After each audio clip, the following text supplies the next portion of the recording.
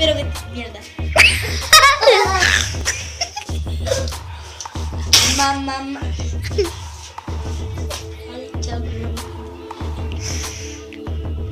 Hola gente, ¿cómo están? De vuelta. Estamos acá en un nuevo video. Y hoy les vamos a hacer como un unboxing de limpieza gamer. Ahí está el troll. O el trollo, no sé cómo le quieren decir. Y nada, eso. Camarógrafo, pásame acá.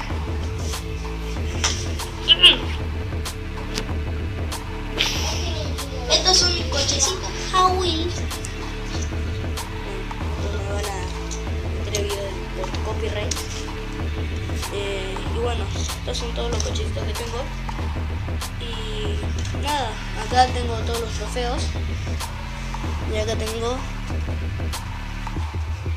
unos fosforitos que no quiero enseñar la marca. ¿Me da uno? No. Acá una gorra de no sé qué, de un toro, de cornudo. Por acá podemos ver puestos son todas las fotos. Esta cosa no sé para qué sirve. Para eso.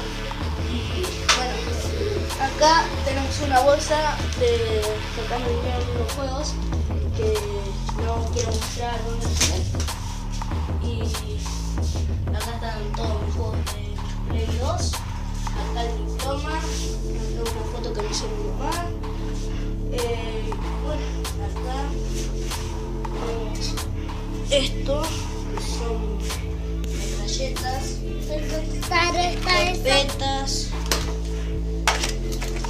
Esto acá una de mi esposa.